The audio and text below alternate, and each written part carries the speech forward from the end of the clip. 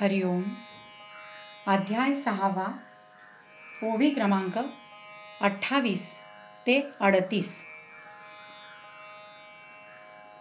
जिही आत्मबोधाची आवडी, केली स्वर्ग संसाराची कुरोंडी, ते वाचून येथीची गोडी, नेणती आणिक. जैसा वायसी चंद्र नोळखिजे, तैसा ग्रंथु हा प्राकृती नेणिजे. आणि तो हिमांशुची जे विखाजे, चकोराचे. तैसा सज्ञानासी तरी हा ठावो, आणि अज्ञानासी आनगावो. म्हणून बोलावया विषय पहावो, विशेषे नाही. परी अनुवादला मी प्रसंगे, ते सज्जनी उपसाहावे लागे. आता सांगेन काय श्रीरंगे, निरोपिले जे. ज्यांनी आत्मज्ञानाच्या आवडीने संसार आणि स्वर्ग हे ओवाळून टाकले आहेत, त्यांच्या वाचून दुसरे लोक या विषयाची गोडी समजू शकत नाहीत. ज्याप्रमाणे कावळ्यांना चंद्राची ओळख नसते, त्याप्रमाणे विषयासक्त लोकांना हे प्रतिपादन समजणार नाही. आणि शीतल किरणांचा चंद्र हाच ज्याप्रमाणे चकोराचा आवडतं खाद्य आहे, त्याप्रमाणे ज्ञानवानांचा हा विषय आहे. आणि अज्ञानी लोकांना तर हे अनोळखी ठिकाण आहे. म्हणून पहा, याविषयी फार बोलण्याचं कारण नाही, पण ती वेळ आली म्हणून मी बोलून गेलो. ते संतांनी क्षमा करणं उचित आहे.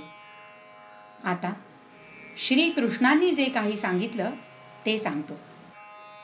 ते बुद्धीही आकळिता साकडे, म्हणून बोली विपाये सापडे.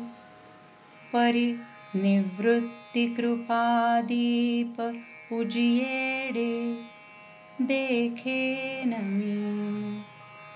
जे दिठीही न पविजे, ते दिठी वीण देखिजे.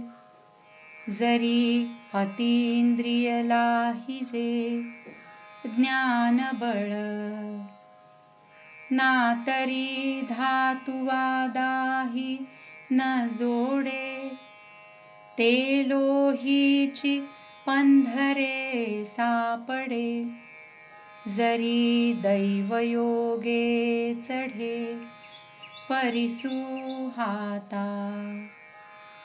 तैसी सद्गुरु कृपा होये, तरी करिता काय आपुनो हे. म्हणून ते माते अपार आहे, ज्ञानदेवो म्हणे.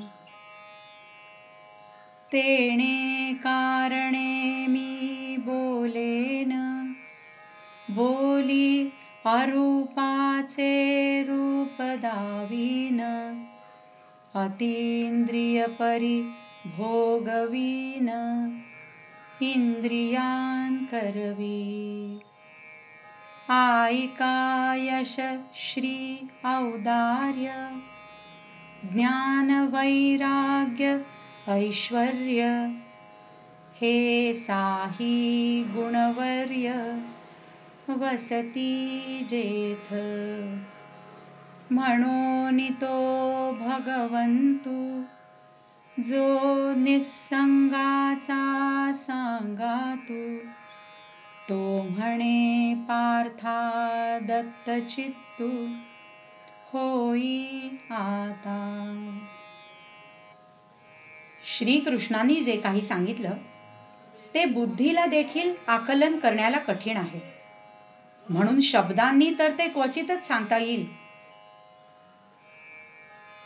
तरी पण माझे गुरु निवृत्तीनाथ यांच्या कृपारूपी दिव्याच्या उजेडाने मी ते पाहीन.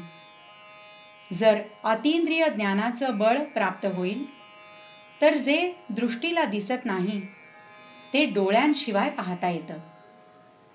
दैववशात परीस जर हाताला येईल तर किमयेच्या योगानेही प्राप्त न होणारं उत्तम सोनं लोखंडातच मिळेल. त्याप्रमाणे जर सद्गुरूची कृपा होईल तर प्रयत्न केला असता कोणती गोष्ट प्राप्त होणार नाही. ज्ञानदेव म्हणतात, माझ्यावर ती कृपा अलोट आहे. त्या सद्गुरु कृपेच्या आधारावर मी व्याख्यान करीन आणि माझ्या व्याख्यानात अरूप ब्रह्माचं स्पष्ट रूप दाखवीन. आणि जरी ते ब्रह्म इंद्रियांना गोचर म्हणजे इंद्रियांना आकलन होण्यापलीकडचं आहे तरी त्याचाही अनुभव इंद्रियांना येईल असं मी करीन. ऐका, यश, लक्ष्मी, उदारता, ज्ञान, वैराग्य आणि ऐश्वर्य हे 6 उच्च प्रतीचे गुण ज्याच्या ठिकाणी वास करतात म्हणून ज्याला भगवंत असं म्हणतात आणि जो सर्व संग परित्याग केलेल्यांचा सोबती आहे, तो श्रीकृष्ण म्हणाला, अर्जुना, आता तू पूर्ण लक्ष दे. हरिओम.